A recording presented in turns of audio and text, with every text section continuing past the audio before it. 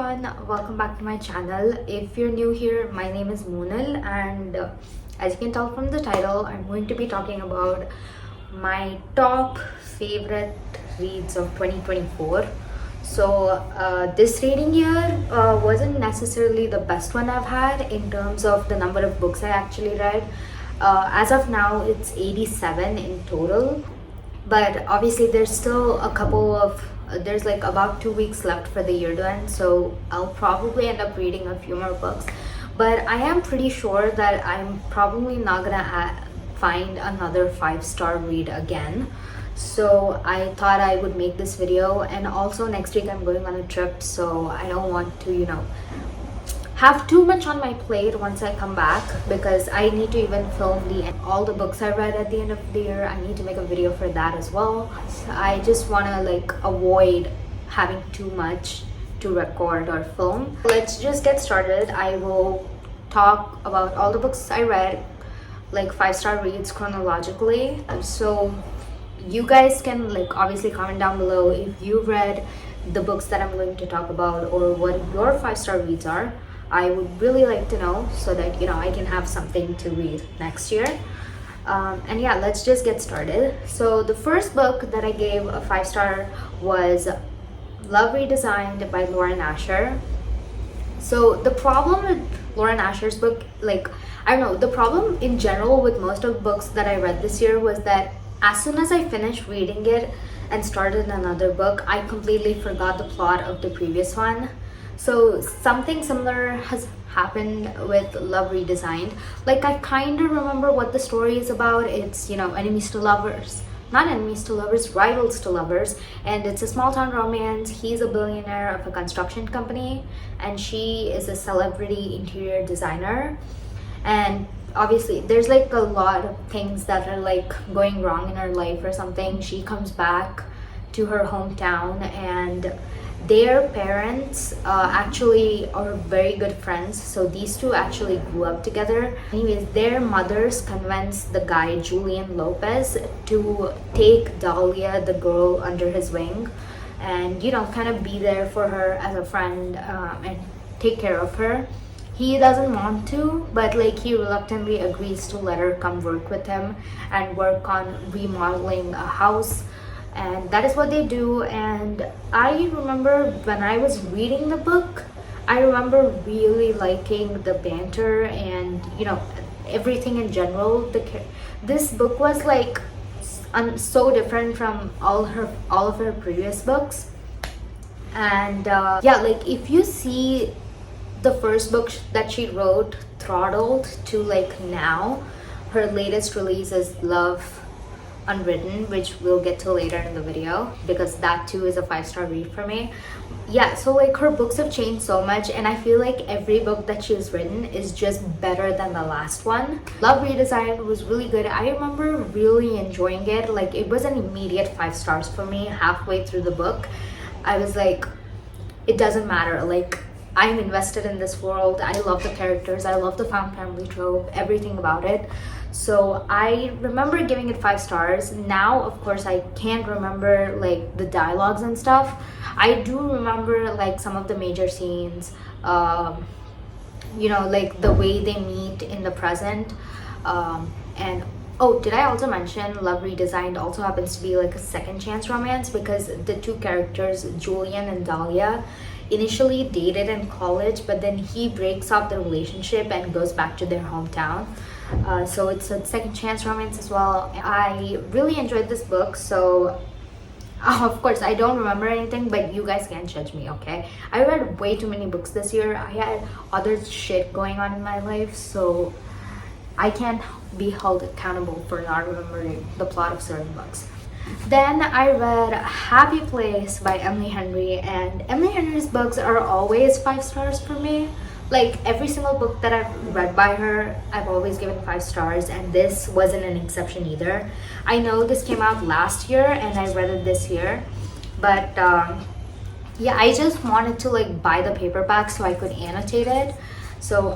And it was such a great reading experience for me. Reading physical books and getting to annotate it is like a completely different experience when you're reading a book on Kindle. I mean, you can highlight quotes and stuff on Kindle, but it's so much more fun when you're actually highlighting it in a physical book, you know? So I could actually like soak in all the dialogues and everything the characters were saying. And this book like is such a perfect summer read. It's also it's I guess a lot more romantic. It's a lot more, it leans a lot more towards romantic comedy too, because it's a fake dating trope. The main characters, Win and Harriet, used to date, and for reasons unknown, like we don't find out until later, but in the present, like they broke up. We don't know why. And their mutual friends invite everybody in their friend group to go to this like house that they have in the small town. You know, that's where they do their every year vacation. So these two go there. Harriet goes there thinking that Win is not gonna show up, but then Win shows up, and since they haven't told any of their friends that they broke up, they decide that they're gonna keep pretending to date, because they don't want to like disrupt the vibe of the group or like bring everybody's mood down. So they pretend to date, and it's really fun watching them pretending to date and realizing that the love they have for each other hasn't really gone away. And it's also, there's a lot of miscommunication too, but like it's not in an annoying way. I usually don't like miscommunication, but the way Emily Henry wrote it, it was, I don't know, it seemed reasonable why they would miscommunicate. And yeah, also there's the fact about the found family, like the friendships. I love Emily Henry's books because it also, like, you know, it's not just about the romance, it's about the characters themselves, what they're going through, and the friendships they have with the other characters in the book. And in this one, there's actually like three best friends, Harriet, Sabrina, and Cleo. They meet like in university, and they're, I think they start out as roommates, but I don't know, just reading that made me so envious because I want a friendship like theirs. And yeah, just seeing them hanging out together, the way they are around each other and how well they know each other, it was just so good. And also the quotes, this book, I like tried not to annotate every single page, but yeah, I have to say there's like just so much I liked. I had to like in fact bracket some paragraphs, because like here I had to like bracket an entire paragraph because that's how good her writing is. So yeah, that is Happy Place by Emily Henry. After which, my next 5-star read was in fact a reread from earlier, and that is The Hating Game by Sally Thorne. And Hating Game is like the first rom-com that I ever read, so it's always going to hold a special place in my heart. And you know, I feel like this is such an old book, and this is like OG rom-com and OG enemies to lovers. So for those of you who don't know, you should be knowing this if you are romance readers, but if you don't know, it's a workplace enemies to romance between Josh and Lucy, and they both are like competing for the same job, so that adds like another factor into their story. It's basically that, and they also like know everything about each other. Like as you're reading it, you obviously like realize that these guys, for someone who like hates the other person so much, they know quite a lot about each other. So I thought that was really cool. And I only read it because I bought the paperback. I read it for the first time on Kindle, then I got the paperback last year, and this year I thought, why not just reread? I was in a reading slump, and one of the best ways to get out of a reading slump is to like reread an old favorite, which is why I ended up picking up this book. I like annotated all my quotes and everything, and it was just a really fun time. I still think it's 5 stars. There are some things in here that are kind of seem ridiculous, like, you know, Lucy's obsession with Smurfs and stuff, but it's just so good. And also, what made this reading experience a lot more fun was the fact that I was simultaneously watching the movie as I was reading the book. So, like, when I got to a certain point in the book, I would like watch the movie until that point or that scene, and it was just really fun. So that made it all the more better. And yeah, that's The Hating Game by Sally Thorne. Then I read Caught Up by Liz Tomford, and this was initially not a complete 5 stars, but over the months, I cannot tell you how many times I've gone back to that book and read my favorite scenes until I realized that okay, I'm obsessed with the book now.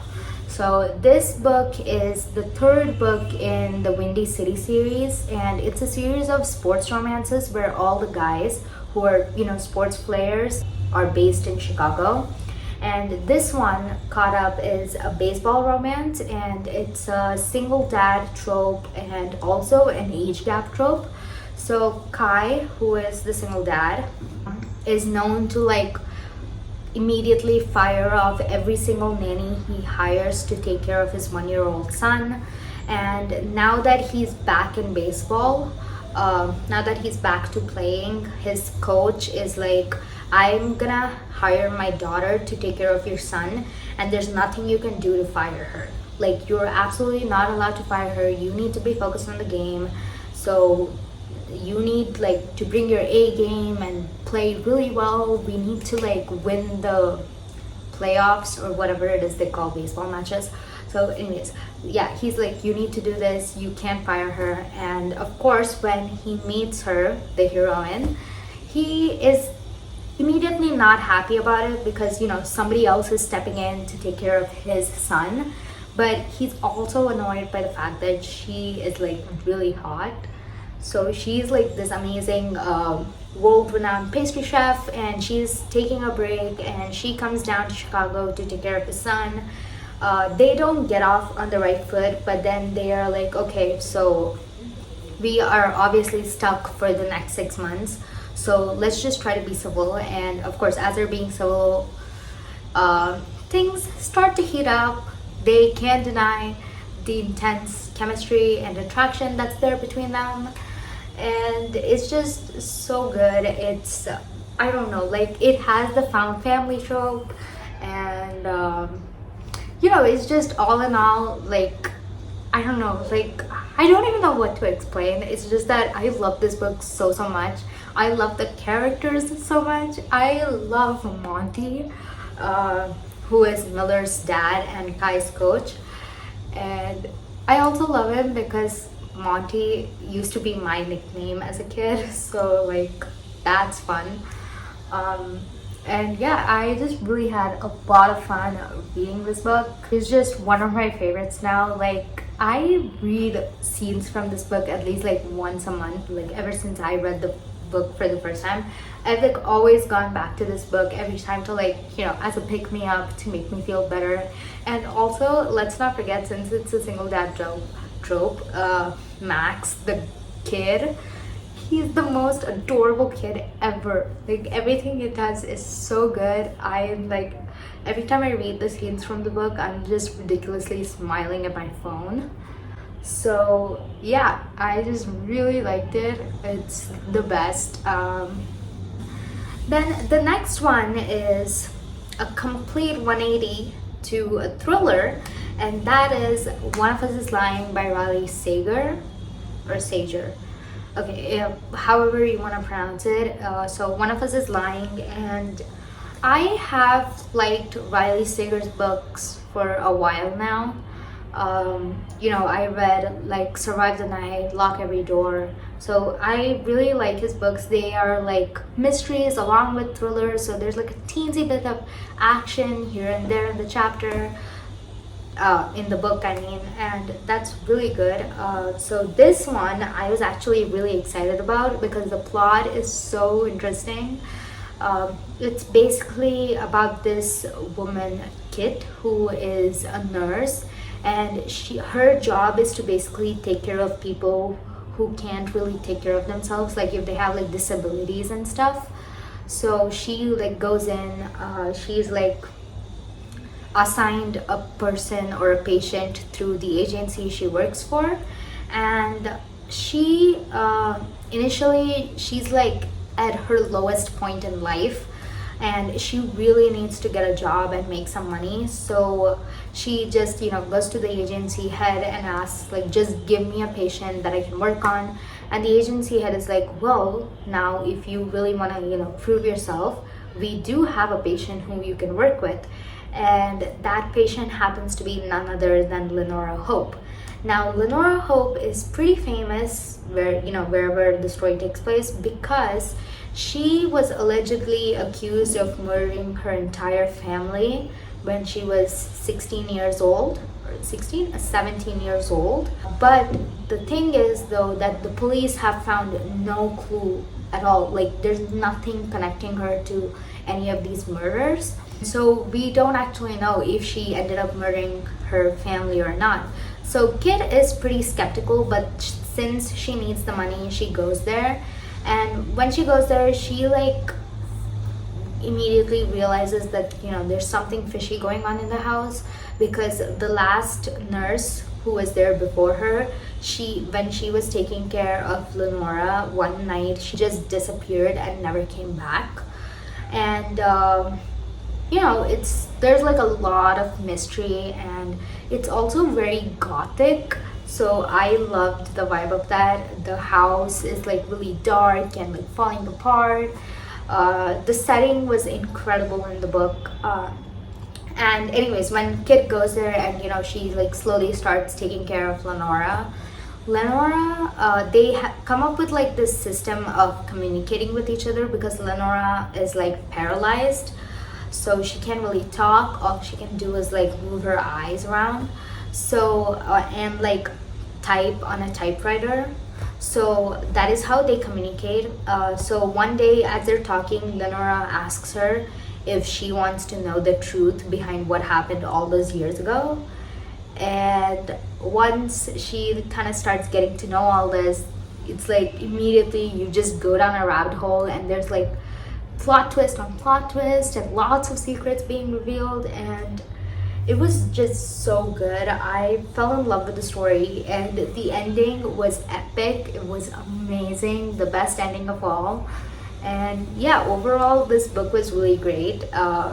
So yeah, for that reason, this made it into the top reads of this year for me. Then coming to Love Unwritten, I went back to romance again. So Love Unwritten is the second book in the Lakefront Billionaire series. I don't think I mentioned the name of the series. So anyways, it follows Love Redesigned, and in Love Unwritten, it's Julian's cousin's book, and it's similar to Caught Up. So it's a boss and nanny situation. The girl Ellie is his son's nanny, and she also like teaches him guitar lessons. And this book was amazing too. Like I said, this book is very character driven. Besides the plot, there's like so much happening internally within the characters themselves. Both of these characters are like really broken down, and you know, they have been through stuff, right? They're both like very reserved, but they are supposed to be around each other for the sake of the kid who is cute, really cute. His name is Nico. And I didn't mention the guy's name. Ellie's love interest is Raphael, Julian's cousin. And yeah, it was just really good. Like there are lots of cute moments in the book. Like they have like parties and stuff, birthday parties, and they even go on this like trip, on this like really tropical summer trip or something like that, which I thought was really cute. But again, like with Love Redesigned, I don't remember much of the book. I just remember that I really loved reading it. It still makes on to my, you know, top 5, so you can't judge me. Then, keeping up with the whole tropical theme of it all, I read The Paradise Problem by Christina Lauren, and loved it. It just reminded me of the old Christina Lauren books. I hadn't read Christina Lauren book in a long time, and that's pretty much a crime in my book. So I picked this up. It was a new release. I picked it up and I immediately fell in love with it. It's everything you would want in a Christina Lauren book. Like, you have the banter, you have the chemistry, you have the jokes, the romance, everything. Like, it's the best. It's what you want when you read a Christina Lauren book, right? So this book is a marriage of convenience trope. The two characters, I don't exactly remember their names, but the two characters, the girl and the boy, they get married initially so that she can get like the family housing, because she's like down on cash or something and she needs the housing really badly. So they get married, and after that he like just leaves and the situation just ends right there. Then 5 years later, in the present, the girl, she is, I think, an artist of sorts, and she's like really struggling with money. She also has to like take care of her dad. So anyways, 5 years later they meet again, and the guy reveals to her that they're not divorced. In fact, they're very much still married, and he needs her help now because she earlier took a favor from him, so he needs her to return the favor. And he tells her that you need to come with me on my family's vacation because I am like set to inherit my trust fund or something, and I need to be married for that to happen. So you need to come with me on vacation, and you need to like convince my family that we are very much married. She like agrees, and they go on vacation, and it's just a really fun time. Like, if you are looking for a summer romance, this is definitely one that you should pick. It's set at a resort. It's a luxury resort, and like he's super rich, so it was really good. It's also dual POV, which I don't know, I feel like there's not many books that Christina Lauren have written that is not dual POV. I just really like this book. It was just such fun all around, and it just reminded me of why I fell in love with Christina Lauren's books in the first place. So it was really good. Then I again went back to reading thrillers, and I read another Riley Sager book, which is The Middle of the Night, and this again was a 5-star read for me. Riley Sager just writes the best thrillers, like thriller, mystery, whatever the genre is called. He writes the best of them. Okay, so this book is about this man Ethan, who breaks up with his girlfriend and moves back to his hometown. And in his hometown, he's like kind of house sitting for his parents who are on vacation, and he is not like excited about being in his hometown because when he was 10 years old, his best friend Billy, and also his neighbor, they were having a sleepover in a tent in the backyard, and Billy just disappeared that night, never to be seen again. So he doesn't really like remembering those memories of Billy and everything. So he's not happy about being in town, but he doesn't have a choice. His life is kind of falling apart, so he just goes there to take a step back, reassess his situation, and move forward. As he is living there, one night he sees something strange happening, right? Like, it's midnight, he wakes up, he has like insomnia or something, I think, and so he's like awake at night, and when he goes to his front porch, he sees that there are like motion detecting lights for each house, and he sees that these lights are switching on one by one, but then there's nobody there on the street. So like he starts wondering what is triggering these motion sensing lights, and So he kind of feels creeped out by it, and then he starts noticing like more creepy stuff happening, and he starts to wonder whether it's Billy's, like whether it's a ghost or something. He thinks that it's Billy who's back from the dead. I mean, nobody really knows what happened to Billy, but Ethan assumes that Billy is dead, and he wonders if Billy is back from the dead to like urge him to solve his murder. So that's the plot, and it's like, I don't know if I'm doing a good job of explaining it, but like, just go read it. It's so good. It's a contemporary thriller, unlike The Only One Left. The Only One Left was like set in the 1980s. This one is set in the current, year. So it was really good. And yeah, the ending was really good too. I really liked the epilogue, or the ending of the book, and the whole mystery aspect of it was so good. It's such a page turner. Like, his books are like the best if you want like something that like immediately grasps your attention, and has you on the edge of the seat wanting to find out what happened in the book. So his books are the way to go if you want a thriller like that. Then I read Play Along, which is the fourth book in the Windy City series by Liz Tomford, and this book, okay, so this book follows Isaiah, who is Kai's brother. He is also a baseball player, and his love interest is Kennedy, who is his team's athletic trainer. So she kind of helps them like stretch or whatever, and like she's like supposed to take care of the players. And in the third book, you actually see you meet these two characters right away in the third book, and you already know that Isaiah has a huge crush on Kennedy, but Kennedy doesn't really give him the time of the day. She doesn't she doesn't really talk to any of the players outside of her job. So it's very like, she's very closed off. She like has like these set boundaries that she never crosses.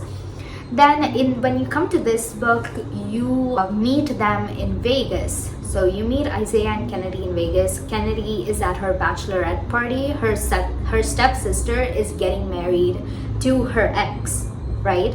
So it's crazy, but that's what is happening. She's there for the bachelorette party. Isaiah is there because, he's just partying with his teammates before the next baseball season starts.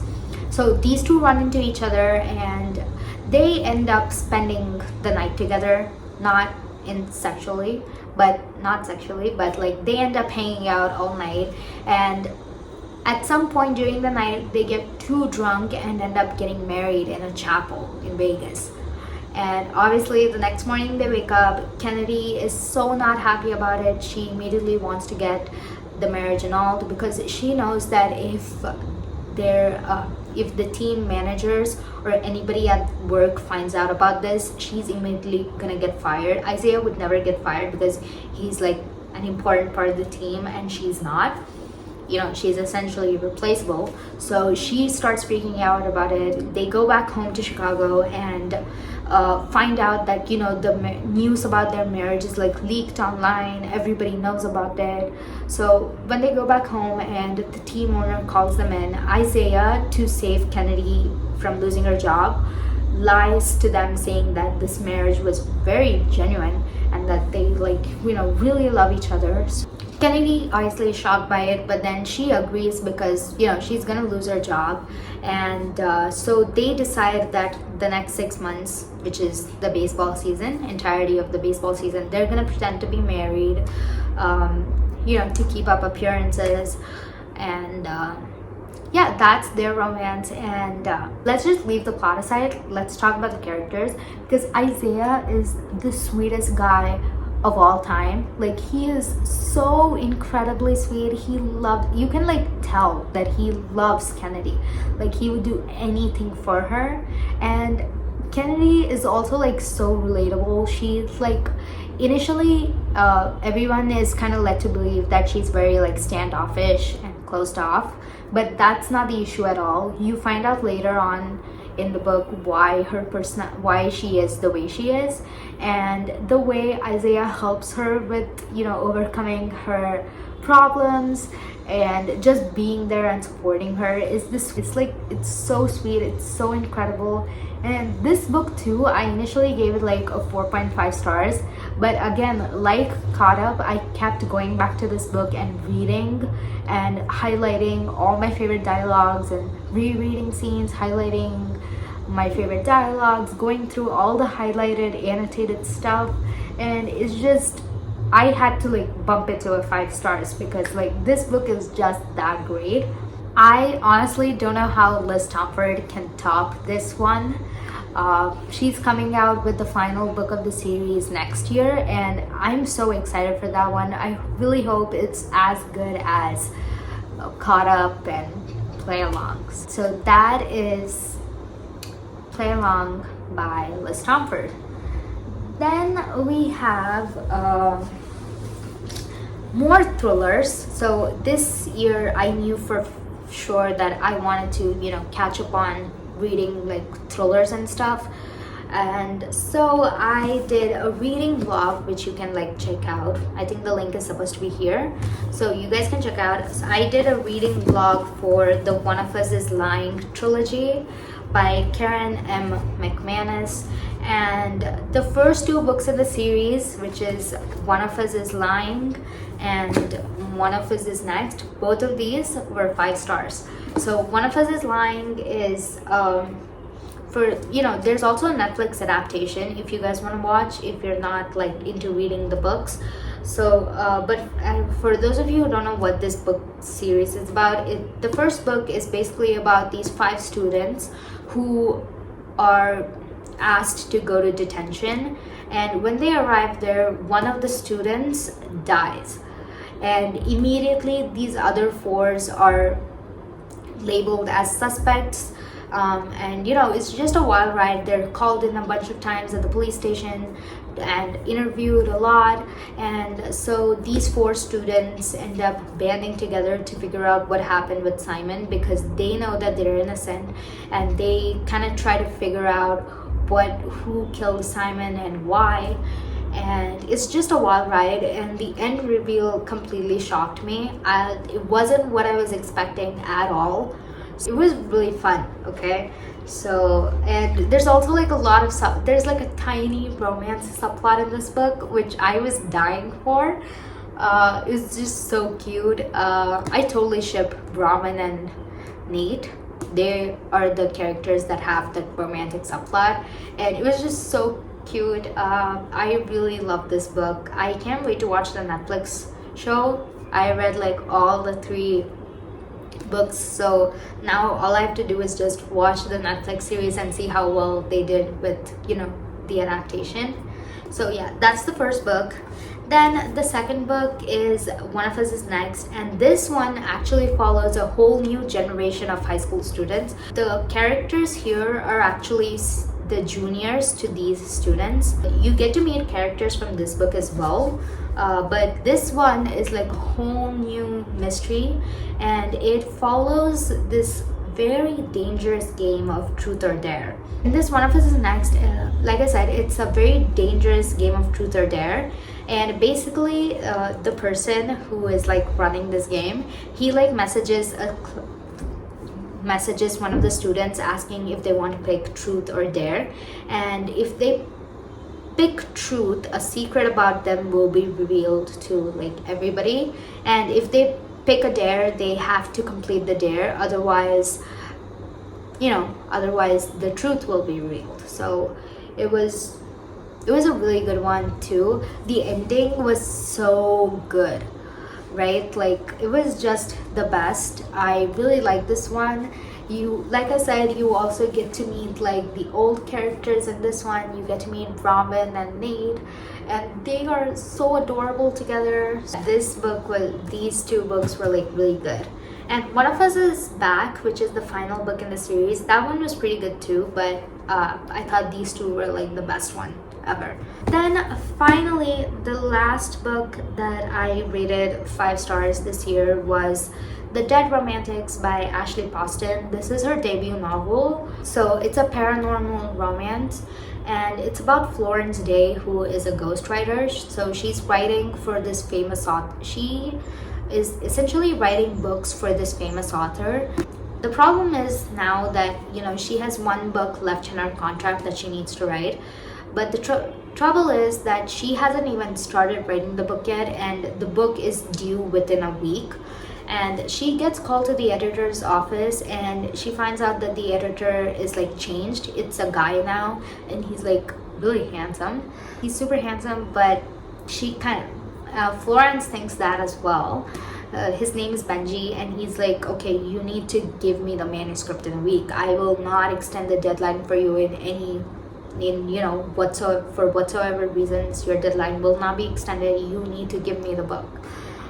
She gets annoyed by it, but she can't do anything about it. So she goes home, she tries to figure out what to write. She doesn't believe in love, so like, how is she supposed to write a love story? Before she can even get around to actually writing the book, she gets some tragic news and has to go back to her hometown.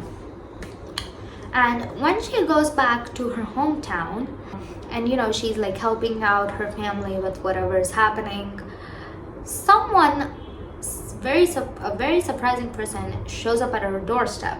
And who does it happen to be? It happens to be her editor, Benji. But the problem is that Benji is dead. So like, it's his spirit that has showed up at her doorstep. And Florence has the ability to see dead people. So yeah, so that's like a whole genre in itself. So it's like a paranormal romance, right? So she falls in love with the ghost of her editor.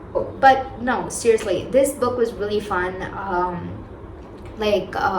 Benji is kind of very confused. He starts wondering why he's showing up at her place, and she's wondering the same thing. And so these two get talking, and she tries to help him figure out how he died. It's just their romance. It was so good, so sweet. The small town vibes were amazing. And I thought this book had like a lot of like Emily Henry vibes, if you know what I mean. Like the conversations and the banter, especially between the characters, it just reminded me a lot of Emily Henry's writing. So I really enjoyed that part of it, and the ending was cute too. It was so good. It like also reminded me of the first romance novel that I ever read, which was also paranormal romance. So all that combined with the characters, the plot, I just had to like give it 5 stars. So yeah, so there you have it. Oh, right, before I end the video, so yeah, those are the 12 main books that I like fell in love with. That's it for this video. Thank you guys so much for watching. If you made it to the end, or if my rambling bored you, then I'm sorry. But if you guys have stuck with me until the end, thank you guys so much for watching. I really hope you enjoyed this video. Don't forget to comment down below what your 5-star reads of the year were, or if you liked any of the books that I mentioned. So I can't wait to see you guys again in my next video very soon. Bye.